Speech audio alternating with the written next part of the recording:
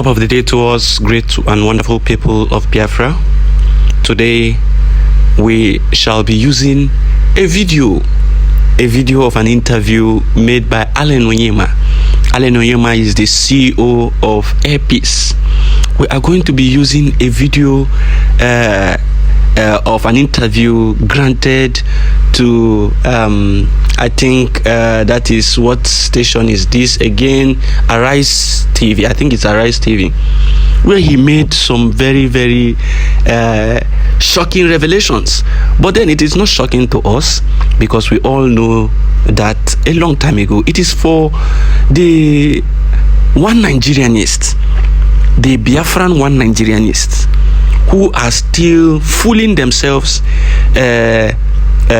in the north, thinking that they are one Nigeria, without knowing that they are gone, and that the suppression and the oppression is still on. When we tell people that we have been subjugated and we are being boxed into a corner by this evil contraption, they think it is a lie. They think it is just buying and selling, but they do not understand that there are some very, very important duties that are supposed to be done by the government for the people that are not being done. And then when you want to break the yoke, when you want to go beyond that level that they want you to go, they would put every mechanism in place to bring you down. That was what happened to Ibeto, and that is what they are trying to do to Allen Onyema. Let's now listen to him and the interview, and we are going to be breaking down things and explaining things as it relates to what is happening. We are going to be giving you deep analysis on things that are happening on ground. Just listen carefully. We are going to use this interview and explain what is happening on ground. Listen. If I dwell so much on the, I would like to look forward, because if you start discussing all the challenges that faced us towards achieving this London route, honestly, you feel like crying, you feel like weeping. He said for them to be able to achieve the London route, they faced so many challenges, and when he wants to talk about it, he feel like crying and weeping. I want us to understand that whatever challenge that this man passed through, or any of them who still believe in Nigeria passed through, that the people of Biafra have passed through those challenges times 20. But we are going to listen to the challenges. We are going to listen to him and the challenges he said he passed through. Then you are going to see how they have been doing everything within their power to sabotage Biafra liberation. Just watch. It's not just, whether you like it or not, there's what we call international aeropolitics, which is very dirty. We applied to get, for the TCO. TCO means Third Country Operators Permit. You must get that. Excuse me. You must get that one before you start going into any European country, UK inclusive. And the TCO organization from Europe wrote our Nigerian Civil Aviation Authority. Do you know Airpeace? Do you know about their designation? And we were denied. My own country denied us. So they threw it back. Went back to the NCA. They said, oh, we didn't tell you. You didn't tell them. Who designated us? The Minister of Aviation, the Federal Minister of Aviation, whose duty it was, and still is, to do that. Well, we said, okay, we are ready. They refused. They said, until they allow us to apply. So, you got designation from the federal government, and the NCA, under the same federal government, was telling you that you should not make any application towards going into the UK. Meanwhile, you gave us the nod to go to China, go to India. China is 14 hours, about 13 hours going to Guangzhou and 14 hours coming back. India is about 12 now because of the closure of the Sudanese airspace, about 12 going, about 13 coming back. Yet, we didn't find this airline worthy to go into the UK, 6 hours, piece of cake.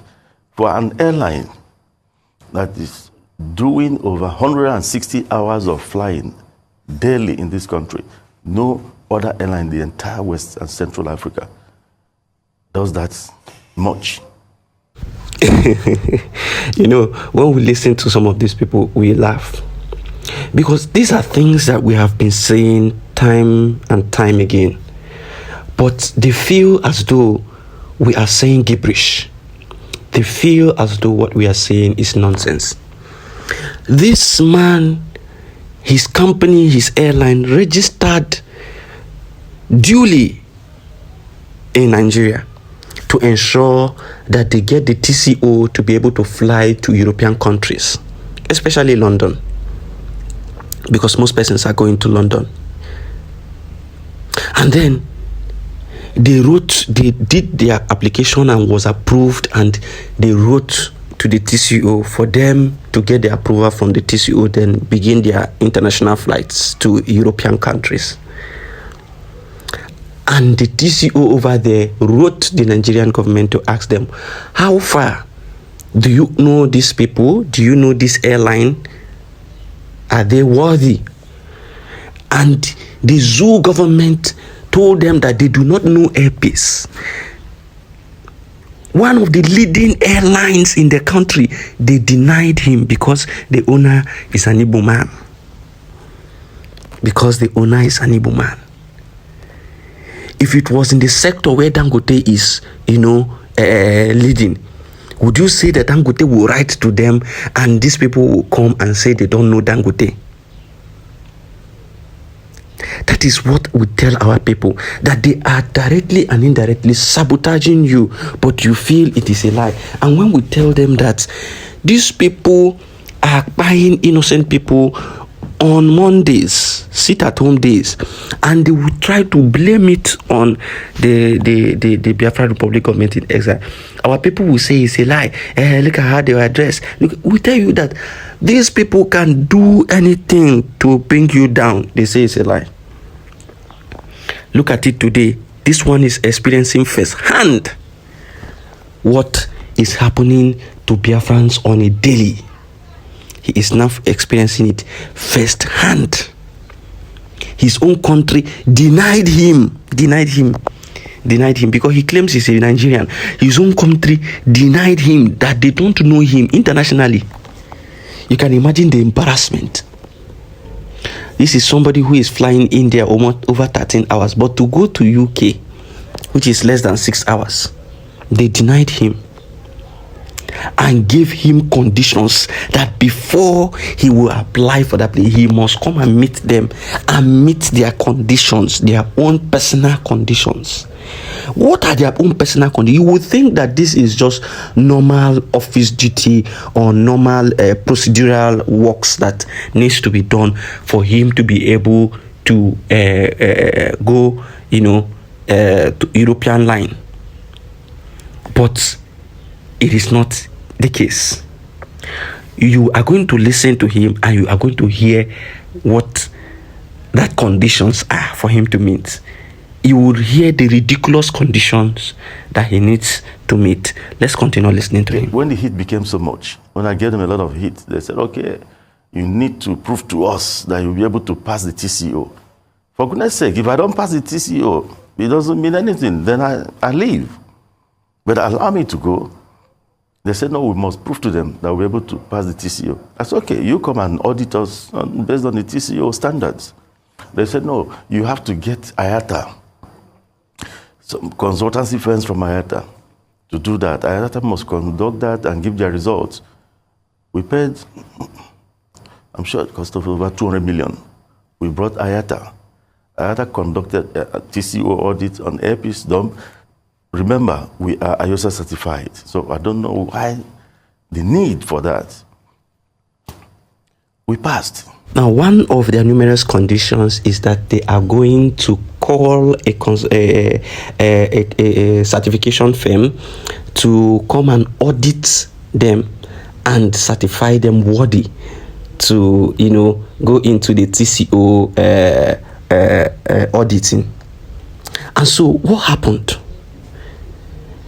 Why is it that they are requiring this IOTA, this specific auditing firm, to come and audit the airpiece, when they already know that airpiece is IOTA certified?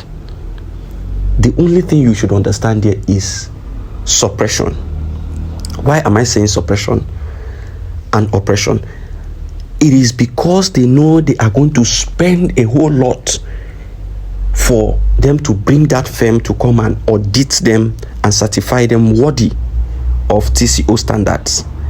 And so they felt like when they know the amount they are going to lose in bringing these people to come and certify them, they are not going to go ahead with the process. So all this thing they are doing is just like a stumbling block. They are trying to place a stumbling block on airpiece to ensure that they don't gain that TCO certification. But what did they do? The man went ahead and paid. He said he paid over 200 million to be able to call these people to come and audit them. And they came, did the auditing, and certified them worthy. Now let us continue to listen to him. It took several months before IATA even came. We passed. Then they wrote to NCAA that it should allow them to proceed to go and do the audit with the TCO Europe.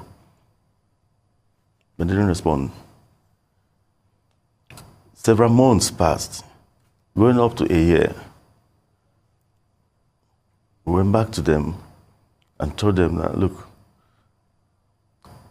it is better you come out and say why the reason for all this, or I'll go to the press and say it, and I withdraw. But mind you, this country is being fleeced by all the airlines going to London from this place. People were paying 5 times more than they should have been paying. All sorts of reasons were being given to this. And you're saying you don't have capacity. You have 3 777s, worth several hundreds of millions of dollars lying out there, fully purchased by this airline. That was when they said, okay. We are now going to audit you ourselves. Not minding the result of the IATA people they recommended. At first I didn't want to acquiesce to that. My Chief Operating Officer, Mrs. Toyin Olajide, said, Oga, please, let's follow them. So I agreed. They came and audited. No, nothing, of course. I found nothing. Now you have heard the other stage. They suppressed this man for months. They didn't want to do anything. Even getting to years, they didn't want to do anything. They allowed him to lie fallow, and the airline, the airplanes he bought for this particular route, they were just lying fallow. And then this man had to push until he made a threat that he's going to come to the media to expose them. They now started saying, okay, what is going to happen is that they are going to come on their own to do their own auditing. Why am I saying all this? What they did to him was to delay him, to suppress him, to make sure that they try to cow him out of going to that international European line. They just want to suppress his business. The same thing they did to Ibeto Cement. They suppressed Ibeto Cement, forced him and pushed him out of business. Today, you only have Dangote and Boa Cement. These are northerners, only them controlling the cement industry. You see, this is what we are talking about. When you continue to tell our people that you need a country of your own where these decisions will be in favor of all citizens, not even some citizens, all citizens, so that you have a level playing ground for people who are hardworking to be able to be successful. But then you find out that these people will just continue to lie to themselves that we are one Nigeria, we are one Nigeria, we are one Nigeria. You are lying to yourself. You are seeing a lie, and you are continuing lying to yourself that you are one, whereas the people are treating you like an outcast. They are treating you on a daily basis like an outcast. This is exactly what the Biafran people are passing through. It is even a fraction of what the Biafran people are passing through. Because the propaganda they used against Biafra, the lies they tell just to suppress you and to cow you down, you will not believe it. This was how they said Mazi Simon Ekpa was a Nigerian agent. Today, the same Nigerian agent is under the wanted list. This was how they said Mazi Simon Ekpa is being used by the Nigerian agent to decimate the people of Biafra, to cause harm, to cause havoc. Whereas in the real sense, the Biafra Liberation Army under Mazi Simon Ekpa is fighting them directly. But they will come and lie to you. They will always come and lie to you, feed you with lies. They will feed you with lies. That was how they came out to say that they decimated the Biafra Liberation Army camp. They did this. And the same people who said this, they made the post. That was 2 days ago or yesterday, there about a day ago. They made a post that in Imo State they decimated and flushed out Biafra camp. But then the Biafra Liberation Army displayed how they dealt with them mercilessly.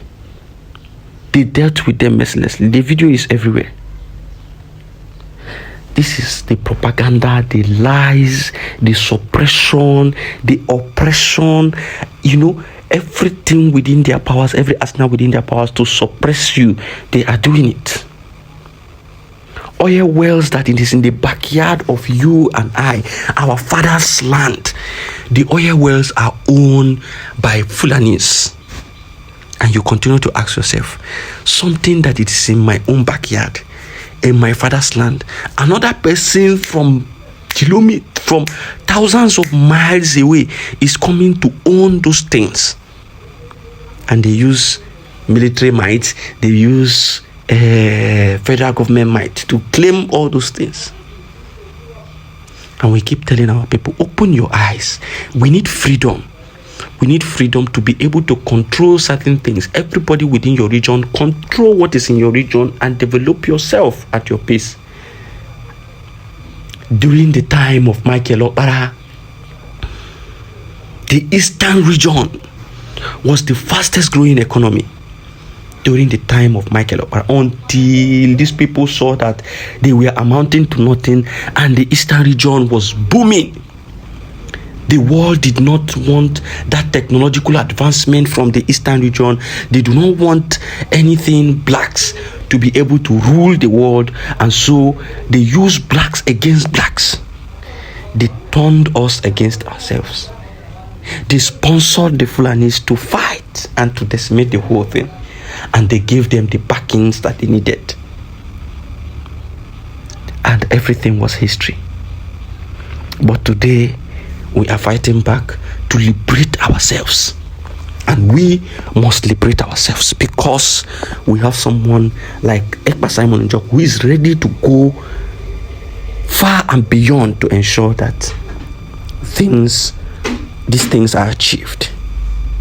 And Okenorani, our own duty is to ensure that we support him and give him every support needed to ensure that he achieves this singular goal. Thank you for listening, great Biafrans. One love. Always remember, eyes on the rising sun. Biafra first. Thank you.